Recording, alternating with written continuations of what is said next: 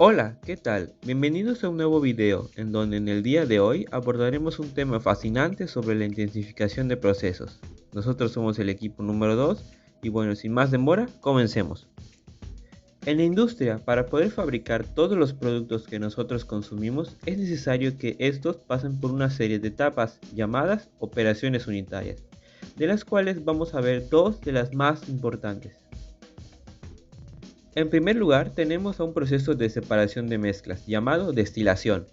La destilación es un proceso de separación de componentes de una mezcla miscible mediante la ebullición selectiva y la condensación. Esto ocurre gracias a una diferencia de volatilidades entre los componentes de la mezcla, haciendo a unos más ligeros y a otros más pesados. En la industria, la destilación es una operación unitaria de separación o purificación de mezclas, teniendo una importancia prácticamente universal, utilizándose por ejemplo en las bebidas alcohólicas, productos derivados del petróleo, perfumes y muchos otros más. Ahora pasamos al proceso de transformación de la materia llamado reacción. La reacción química es un proceso de cambio químico, es decir, unas sustancias se transforman en otras.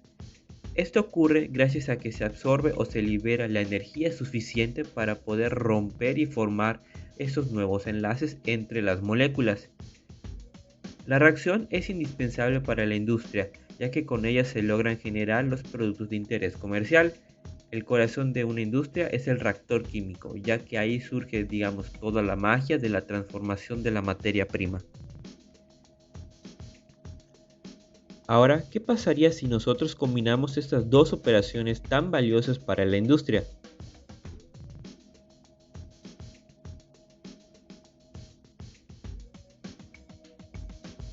Bueno, lograríamos obtener una nueva técnica llamada destilación reactiva.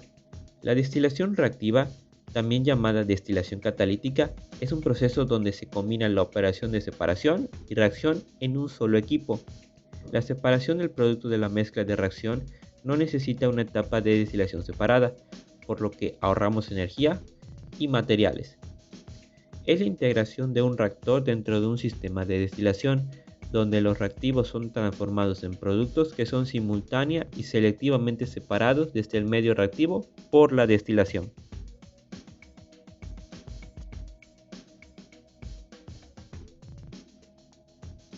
Al final de la Revolución Industrial, Ernest Solvay desarrolló un proceso para la obtención de carbonato de sodio bajo la siguiente reacción.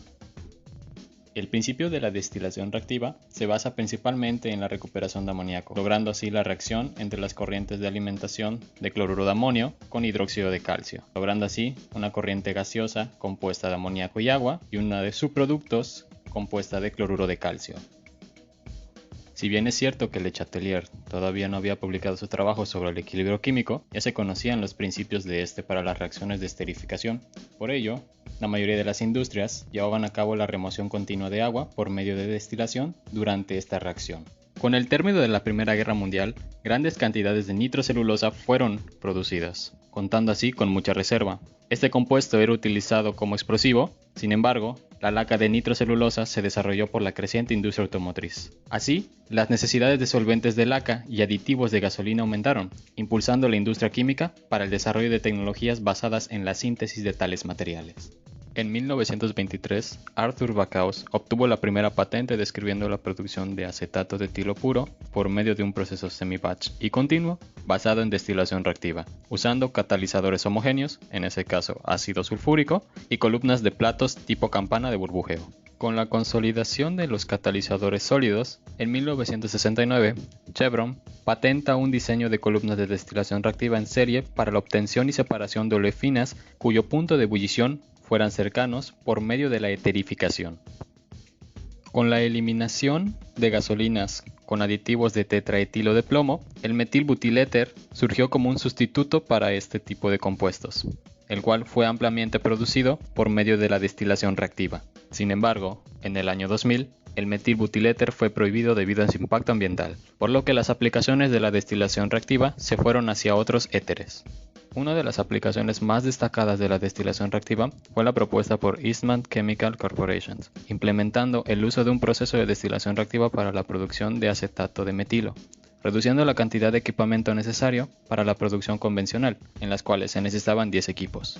Esto reduciéndolo a un solo equipo de destilación reactiva, reduciendo así los costos en un factor de 9. Una de las peculiaridades más grandes sobre el modelado de un proceso de destilación reactiva es la aparición de múltiples estados estacionarios. Esto supone un verdadero reto computacional a vencer, debido a que las mismas condiciones iniciales pueden darnos distintos resultados. Algunos usos de la destilación reactiva en la actualidad son en la producción de ciertos químicos donde el equilibrio domina la reacción, esto es que mediante la remoción de productos se puede desplazar el equilibrio de la reacción hacia la derecha, favoreciendo así la conversión. Otro es la producción de monómeros de acrílico y metacrílico mediante la esterificación. Esto se logra mediante la remoción continua de estos monómeros, evitando así su posible polimerización. Y con último, las resinas de poliésteres que tardan comúnmente 12 horas en un proceso batch, con la destilación reactiva se han logrado esta misma producción en solamente 2 horas, con ahorros sustanciales en los costos de diseño y sobre todo en energía. CDTech ha licenciado cerca de 200 procesos comerciales basados en destilación reactiva con capacidades desde 100 hasta 3.000 kilotoneladas anuales, basados en tecnologías para la producción de éteres, en la hidrogenación de compuestos sulfurados, productos aromáticos, en la hidrosulfuración y la producción de etilbenceno e isobutileno. Debido a la alta complejidad de los modelos basados en destilación reactiva, en la actualidad se busca el uso de redes neuronales para vencer la no linealidad de estos mismos modelos.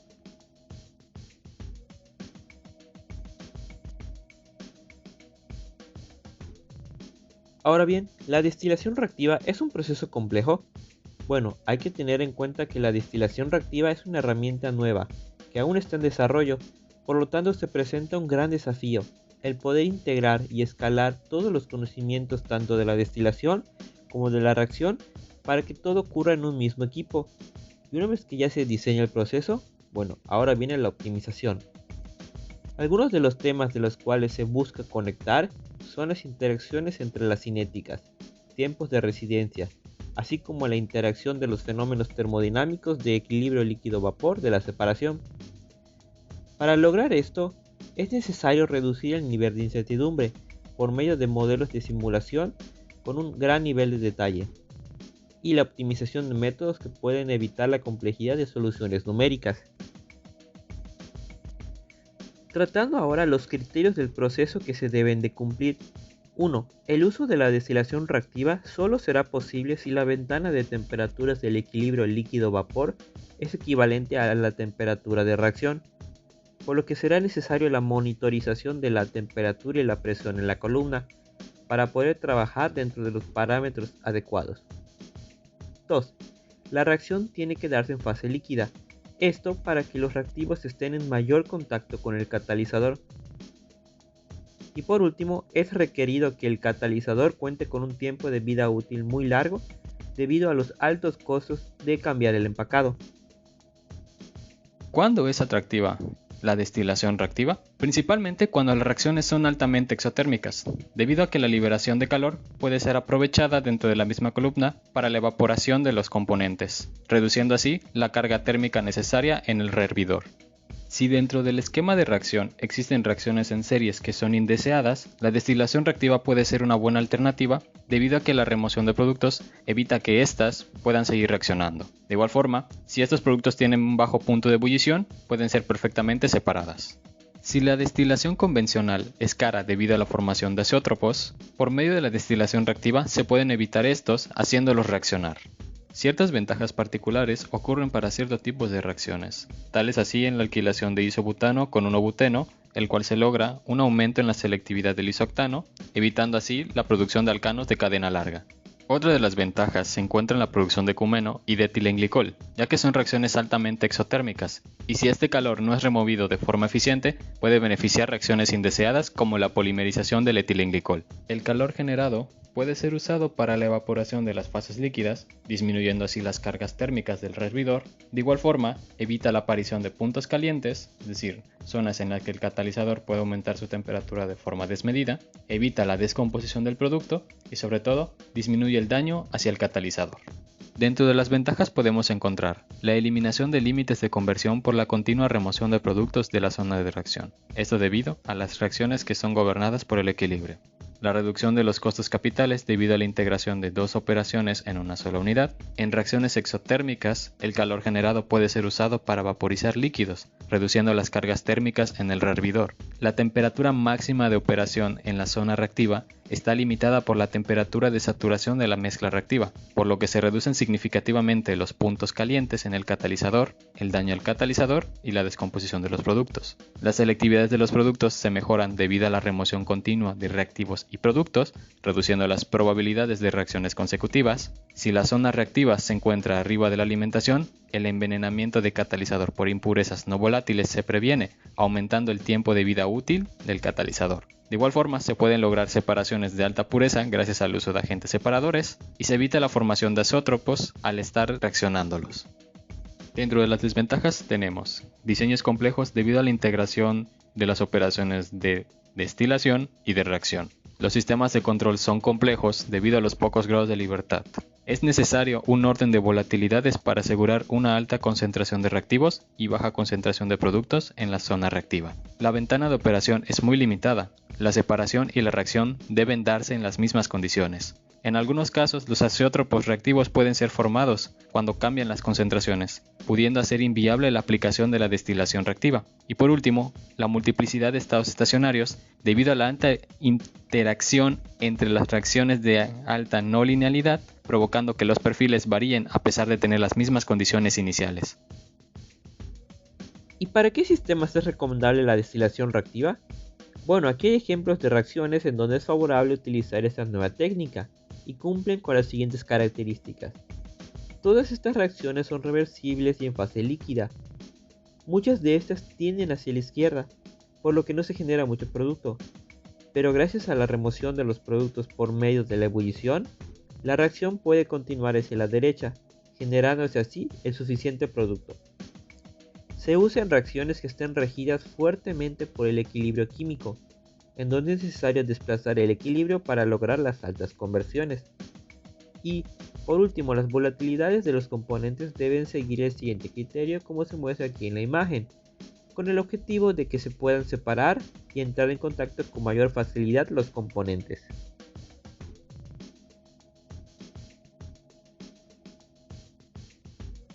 La distribución espacial dentro de los equipos de la destilación reactiva están regidas según la reacción, más específicamente en la velocidad de reacción, como de la facilidad de separación de los componentes. Se dice que un proceso es controlado por destilación si la velocidad de reacción es rápida y la eficiencia del proceso está regida por la tarea de separación.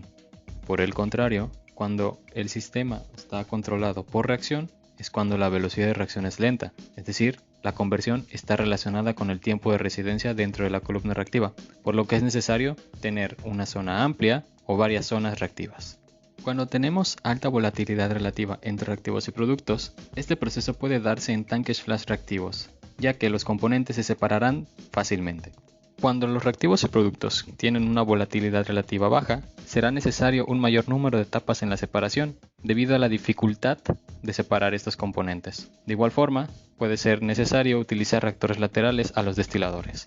En la configuración clásica de la destilación reactiva, se puede notar una zona de rectificación donde el vapor abandona la cabeza de la columna, se condensa y una fracción del líquido condensado vuelve a la columna como reflujo. En esta zona de rectificación, el compuesto menos volátil se transfiere al líquido y el más volátil se transfiere al vapor, enriqueciendo así el destilado. En la zona de acotamiento es donde el líquido pierde los componentes volátiles y la zona reactiva es la zona de la columna donde se llevará a cabo las reacciones involucradas. El reactivo más pesado es alimentado en la parte superior de la columna, mientras que el ligero es alimentado en la parte baja de la columna. Esto propicia que los componentes, conforme se lleva a cabo la destilación, entren en contacto en la zona reactiva, logrando así la reacción entre los reactivos. La configuración azeotrópica se basa en el mismo principio que en la configuración clásica, con la diferencia de que se instala un decantador para la separación de la mezcla azeotrópica heterogénea en dos fases, una orgánica y una acuosa. En la configuración con reactores laterales, los reactores que son instalados permiten que el tiempo de residencia de los reactivos sea mayor, permitiendo así obtener mejores resultados cuando se tienen reacciones muy lentas. Es usado cuando se necesita una cantidad inviable de etapas en la separación y de retención de líquidos por etapa para completar la reacción. La configuración con paredes divisoria Son usados por la mínima demanda energética y su potencial en ahorro energético. Han demostrado alcanzar un grado alto de conversión, alta selectividad y pureza en los productos junto con su ahorro de energía y de costos. Este tipo de destilación es conveniente cuando se trata de una separación multicomponente. En este dispositivo, la zona reactiva se encuentra en una zona dividida, mientras que en otras solamente se llevan a cabo la separación de estos componentes. La pared ayuda a evitar la mezcla de los vapores con los líquidos, así propiciar la correcta separación de los componentes. Sin embargo, el control de este sistema es más complejo, debido a la aparición de grados de libertad, como la distribución de las corrientes líquidas y de vapor. En la destilación catalítica cíclica, la separación se logra gracias al movimiento logrados por ciertos catalizadores y un modo de operación periódico. Durante la operación del ciclo de vapor, las válvulas en los platos están cerradas y el líquido permanece en los platos. Durante el ciclo del líquido, las válvulas se abren y permiten al líquido caer al plato inferior. Cuando vuelve el ciclo de vapor, las compuertas se abren, permitiendo así que el líquido caiga al plato superior de la siguiente etapa. Las ventajas de este tipo de operación es la alta capacidad y flexibilidad, así como los bajos requerimientos energéticos. Sin embargo, algunos desafíos se dan cuando los catalizadores particulados son usados, ya que se tiene como resultado un buen mezclado y turbulencia en la fase líquida, potenciando la reacción, pero se busca no dañar estas partículas, por lo que el catalizador empaquetado puede superar este desafío. En las columnas de destilación reactiva con calor integrado se tiene una configuración tal que el calor es transferido desde la zona de rectificación hacia la sección de agotamiento para lograr la evaporación del líquido en esa sección. La zona de rectificación actúa como fuente de calor y la zona de agotamiento como un sumidero de calor. Esto permite operar la zona de enriquecimiento en condiciones de presión y temperaturas más altas, así como ahorrar en cuanto al consumo de energía requerido en el rehervidor.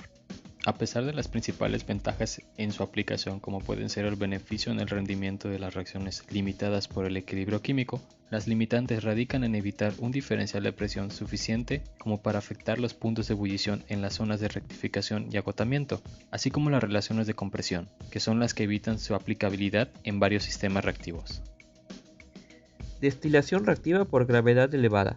En este tipo de tecnologías lo que se busca es cambiar el campo gravitacional por otro asistido, por medio de la centrifugación gracias a un equipo rotatorio. Esto cambia el límite de la inundación y permite el uso de materiales de relleno que dan más área interfacial, con el objeto de tener un mayor contacto entre los reactivos.